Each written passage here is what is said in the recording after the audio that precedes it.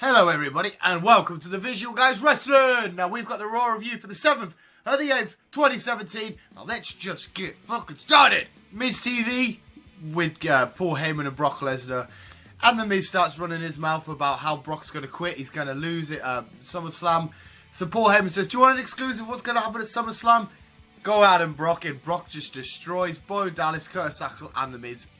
F5s, Suplex City everywhere.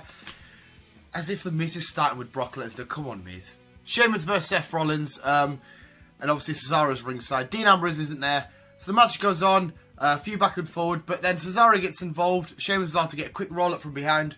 Dean Ambrose doesn't turn up. And Seth Rollins gets beat down by Sheamus and Cesaro. The crowd's going, we want Dean. Dean's not there. Where are you, Dean? He doesn't come.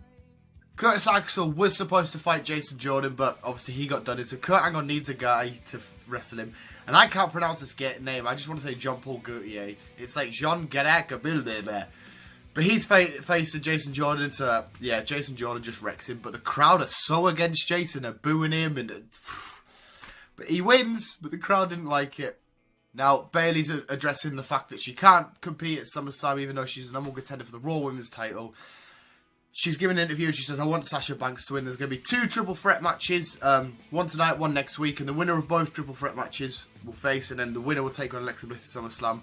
But let's get on with the first triple threat. Sasha Banks taking on Alexa Bliss, taking on Emma. There's quite a lot of back and forward. There's a point where Emma really doesn't look like she pins Alicia Fox. But like she just gets out of it. But I was like, oh my god, was that a pin or not? But it was so close. But Sasha Banks eventually gets Emma in the bank statement and taps her out. So it's Sasha Banks versus somebody we don't know who until next week. Finn Balor's giving a promo inside the ring. He's basically saying about how Bray Wyatt's that, you know, he'd rather make people fear him and he's not really bothered about wins and losses. He just wants to invoke the terror. So Bray Wyatt doesn't like this. He comes down after his dead chip out. Finn Balor just gets away from him. Bray tries to get him. Finn's too quick, dodging, rolling everywhere. So then the music goes blah blah blah blah blah again. Bray Wyatt's in the back and he's like, basically, Finn, and I can see why people like you, but I'm going to bring you and all these people down.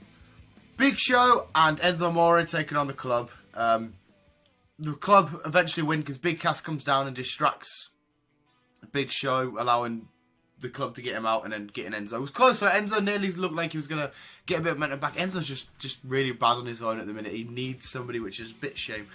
But there's a match set up right after this. Kurt Angle says, well, Big Cass wants him against Big Show at SummerSlam with Enzo Amore inside of a shark cage, and Kurt Angle's like, yeah, well, that sounds really good. Tozawa versus Daivari. Now this is like the biggest cruiserweight match that I've seen that the crowd have been into for a while. The crowd did seem kind of into this, but Tozawa picks up the win. It's going on to SummerSlam, facing Neville. Titus and Neil's there. I still don't get the whole Titus gimmick. I'm not behind that. But I don't mind Tozawa. Tozawa's cool. Now it's Dean Ambrose taking on Cesaro. Sheamus obviously ringside. Dean Ambrose does pick up the win. He gets the victory. But then he gets absolutely beat down again. Where's Seth? Seth does come down to help Dean Ambrose when Dean didn't help him earlier. They manage to clear off Sheamus and Cesaro. Dean goes out for the fist bump and Seth's like looking around. He's like, yeah. And then he just leaves the ring. He's like, nah, screw you. You didn't help me. You've been, you know, mugging us off the last couple of weeks. So, yeah, I don't know where they're going with this. Goldust will unveil his next work of art at SummerSlam. Roman Reigns against Braun Strowman in the last man standing match for the main event.